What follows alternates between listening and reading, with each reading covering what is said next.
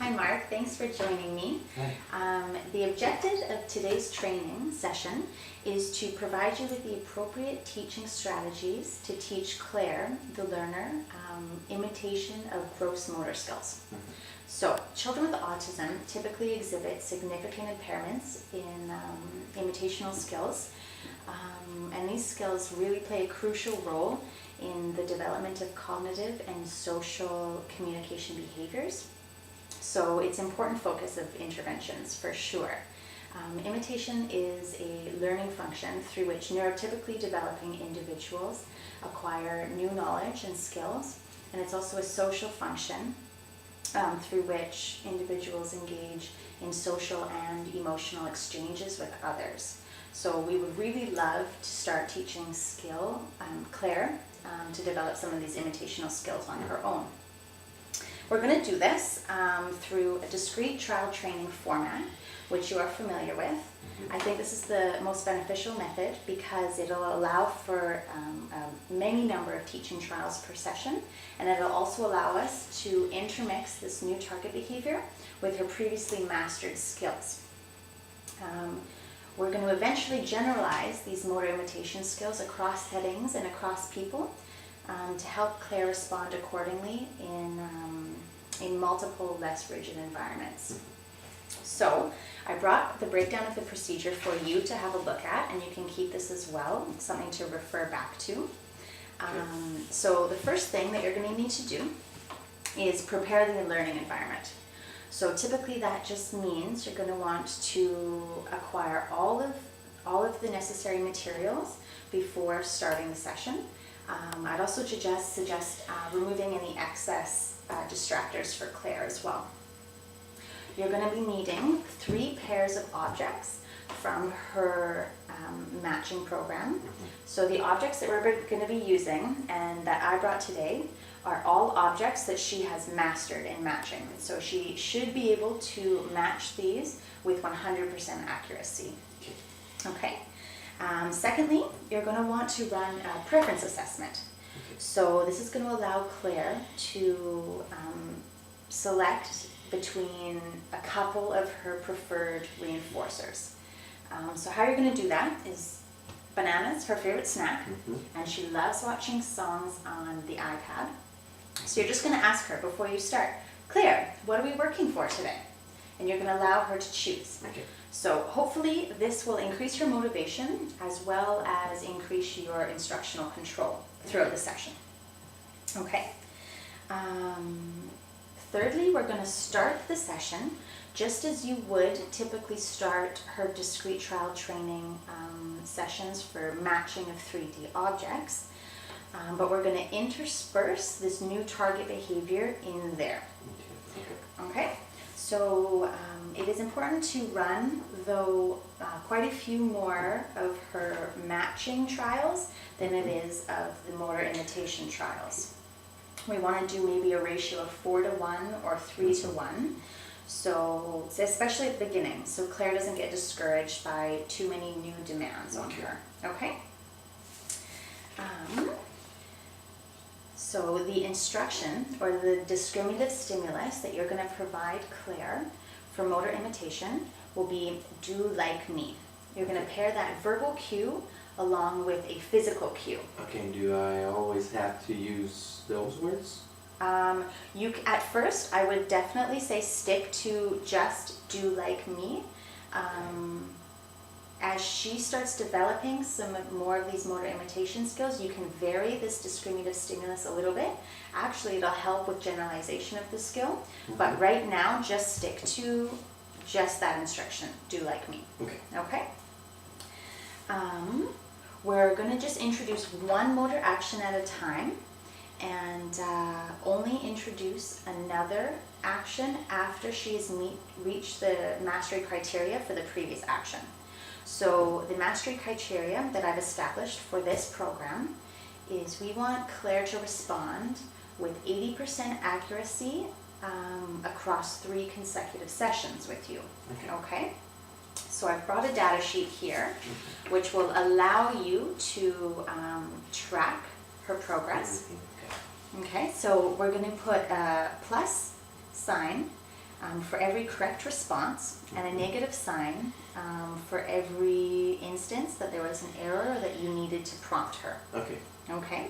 And at the end, you will be able to calculate the percent of accuracy by dividing the correct responses by the total number of trials. And then times by 100 and you'll get your percent. Okay.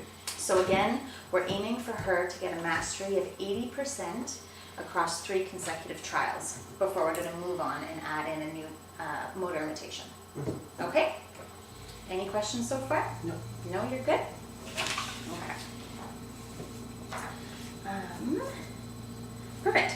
So also one of the teaching strategies that we're going to be implementing is the errorless approach. So that just means that you will be providing a prompt with every instruction, with every antecedent, with every discriminative stimuli that you provide Claire to do a motor response at first. Then you're going to run a transfer trial and lessen the amount that you're prompting. Okay? So you will start with most likely a full physical to get her going, and then on each transfer trial you'll cut it back a little bit. So it'll be full physical to partial physical to gestural to verbal, and hopefully being able to fade out to nothing. Okay? You understand? Yes. Cool. So maybe I'll do a little bit of a demonstration and a role play with you. Okay. Yeah, is that okay? Yeah. Okay, so time for role play. So first I'm going to run the preference assessment. Okay. And you're Claire. Okay? Claire, what are we playing for today? No. Banana. Okay, great.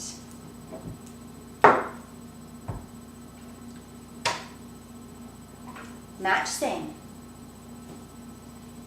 Matching, yeah. Perfect. Good job, Claire. Match sing. Great job. Find the pen. Lovely. Good girl. Do like me. And I'm going to immediately physically prompt Claire to clap like me. Okay? Now I'm going to go back to one of her high probability responses. Match sing. Yeah, something that she's already mastered. Perfect. And I'm running a transfer trial right now. Do like me and lessening the prompt. A little bit less. A little bit less. Okay. Okay? So the first time I went from a full physical, do like me. This time I just gave a partial to see how well she will respond. She might need another full physical, but hopefully with each trial, she'll start be catching on a little bit and I can pull back the amount that I'm prompting her. Okay. Okay? So if she goes like this. Then, if she does that on her own, yeah, then I'm going to be providing her with her preferred item, the banana, with a lot of verbal praise at the same time. Because I want to pair this tangible reinforcement also with myself. Okay? Awesome. Do you think you might be ready to try and switch positions and I'll be Claire and you can be the instructor? Yeah, sure. Okay, let's give that a try. So just in case you need to refer back, there's the procedure. Okay, so there's your items, my items.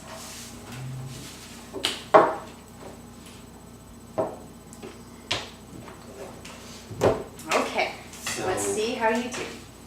First, I'm gonna ask her, what are we playing for? iPad. iPad. Okay. Match this. Perfect. Okay. Match this. Perfect.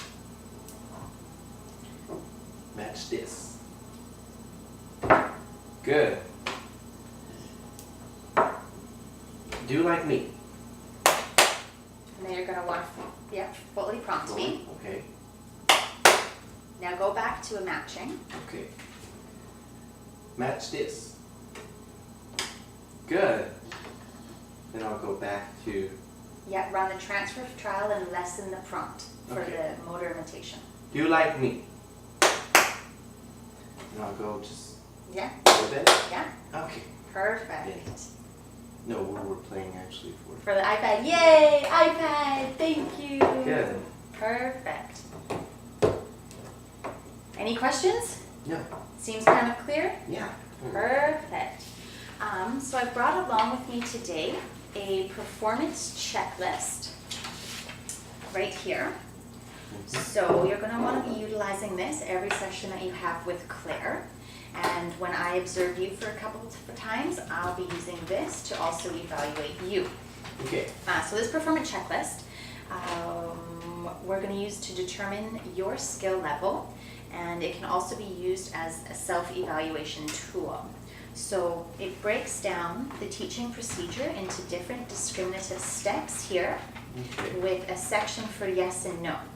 So after you have had your session, you can reflect back and either check yes or no, Okay. whether you feel that you've completed the steps fully or you need some more That's how comment. I calculate it. Yeah, totally. So to get your accuracy of performance score after, you take the number of yeses divided by the total number of steps and divide by 100 to get your percent. Okay? And this way we'll be able to track your previous scores and see how you're progressing. It allows you to see if you have any weak areas, and it also allows me to reflect on this training session, possibly where I can improve as well. So we're looking for 80%.